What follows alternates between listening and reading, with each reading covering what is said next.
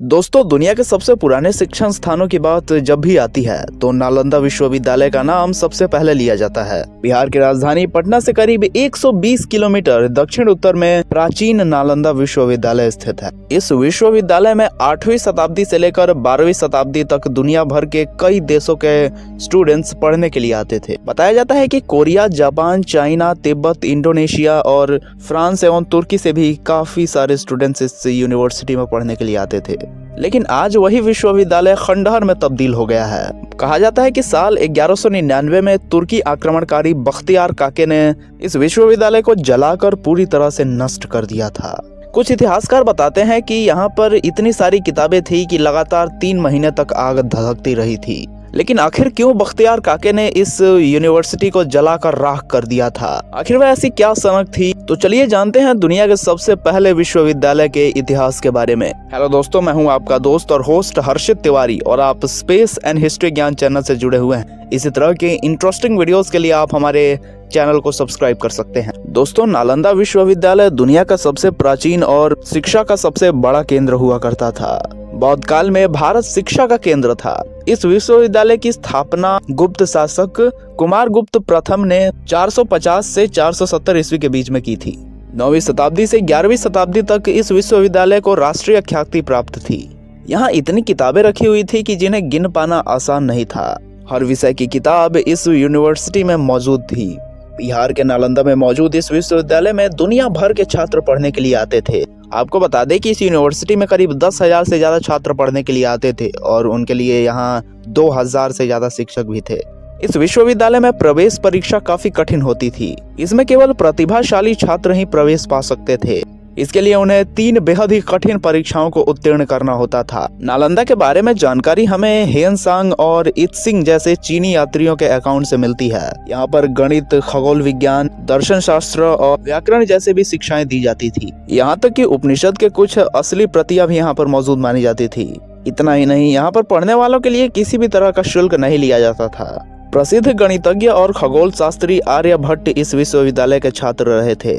इस विश्वविद्यालय में 300 से ज्यादा कमरे, 7 बड़े बड़े कक्ष और अध्ययन के लिए 9 मंजिला एक विशालकाय पुस्तकालय भी था, जिसमें 3 लाख से ज्यादा किताबें भी थी। प्राचीन विश्वविद्यालय नालंदा का पूरा परिसर एक विशालकाय दीवार से घिरा हुआ था, जिसमें प्रवेश के लिए एक बड़ा सा द्वार था। इसके कैंपस में सुंदर फूल बगीचे और झीलें भी मौजूद हुआ करती थी। नालंदा को हिंदुस्तानी राजाओं के साथ विदेशी राजाओं से भी मदद मिलती थी। विद्यालय का पूरा प्रबंध कुलपति या मुख्य आचार्य करते थे, जिन्हें बौद्ध भिक्षुक द्वारा चुने जाते थे। ज्ञान का ये केंद्र करीब 800 सालों तक ऐसे ही फलता फूलता रहा, लेकिन 12वीं शताब्दी के शुरुआत में ही यह अतीत के अंधेरों में खो जाता है। इसके पीछे की कहानी बेहद ही रोचक है। नालंदा पर एक नहीं बल्कि 3 आक्रमण हुए थे। पहले 2 आक्रमण के बाद इसे दोबारा बना लिया गया था, लेकिन तीसरा आक्रमण इसके लिए घातक साबित हुआ। नालंदा पर तीसरा हमला किया था 1199 में तुर्की के शासक बख्तियार काके ने।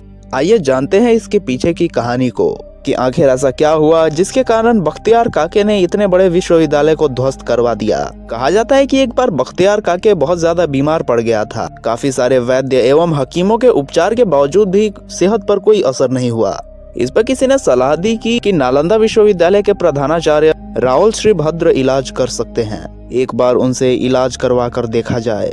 बख्तियार काके को किसी गैर मुसलमान से इलाज करवाना मंजूर नहीं था, मगर जब उसकी सेहत में कोई सुधार नहीं हुआ तो उसने सोचा कि एक बार राहुल को बुलाकर देख लेना चाहिए। राहुल श्रीभद्र जब बख्तियार काके का उपचार करने पहुंचे तो बख्तियार काके ने उनके सामने एक शर्त रख दी कि वह इनके द्वारा दिए गए किसी भी दवा का सेवन नहीं करेगा। वह राहुल श्रीभद्र को चुनौती देना चाहता था और इसके साथ में हिंदुत्व को भी नीचा दिखाना चाहता था। इसके बावजूद भी राहुल श्रीभद्र उसे विश्वास दिलाते हैं कि वह जल्दी ही ठीक हो जाएगा। वह बख्तियार काके को एक कुरान का किताब देते हैं और कहते हैं कि आप इसके रोज कुछ पन्नों को पढ़िएगा, और इसके बाद कुछ ही दिनों में उनके सेहत में सुधार हो जाता है। राहुल श्रीभद्र ने कुरान के उस किताब में एक ऐसी दवा लगाई थी जो पढ़ते समय काके तक पहुंच जाती थी, जिसके कारण वह पूर्ण तौर पर सही हो जाता है। जब बख्तियार काके को यह सब पता चलता है तो उसे बहुत ही ज्यादा असुरक्षा और उत्कंठ की भावना मन में आ जाती है कि इन काफिरों के पास मुस्लिम हकीमों से ज्यादा ज्ञान कैसे। बस इसी के लिए बख्तियार काके ने यह प्रण लिया कि वह इस ज्ञान के स्रोत को ही नष्ट कर देगा,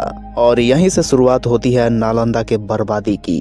नालंदा विश्वविद्यालय में मौजूद छात्रों के लिए ज्ञान का सबसे बड़ा स्रोत उन्हीं के 9 मंजिला पुस्तकालय में मौजूद पुस्तकें थी, जो विश्व का सबसे बड़ा पुस्तकालय था, जिसका नाम धर्मगंज हुआ करता था। इसमें लगभग लाखों किताबों का संग्रह था।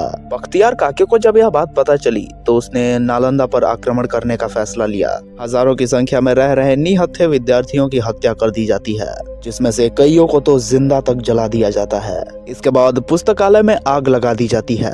ऐसा कहा जाता है कि नालंदा विश्वविद्यालय में इतनी किताबें मौजूद थी जो लगातार 3 महीने तक जलती रही थी। यह मात्र एक विश्वविद्यालय पर नहीं बल्कि एक पूरे सभ्यता पर आक्रमण था। ये हमला इतना भयानक था कि नालंदा को फिर से रूप देने के लिए कुछ बचा ही नहीं था। कुछ बचा भी तो केवल दीवारों के अवशेष थे।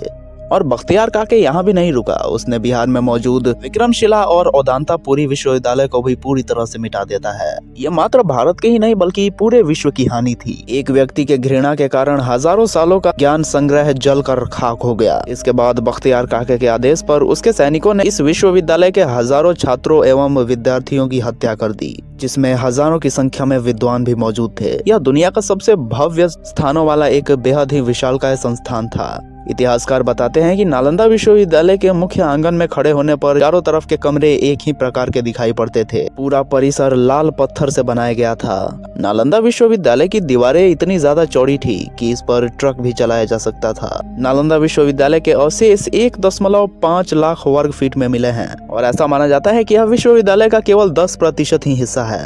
अगर वह किताबें आज भी होती तो आधुनिक भारत विश्व में सबसे ऊपर होता। जिस वक्त बख्तियार काके की सेना ने नालंदा विश्वविद्यालय पर हमला किया, वहां हजारों की संख्या में विद्यार्थियों को सैकड़ों शिक्षक शिक्षा दे रहे थे। अचानक हुए हमले में उन सभी छात्रों और शिक्षकों को इस सेना ने गाजर मूली की तरह कतर डाला। पूरे विश्वविद्यालय में आग लगा दी गई, जिसमें कई बौद्ध शिक्षक जिंदा जला दिए गए थे।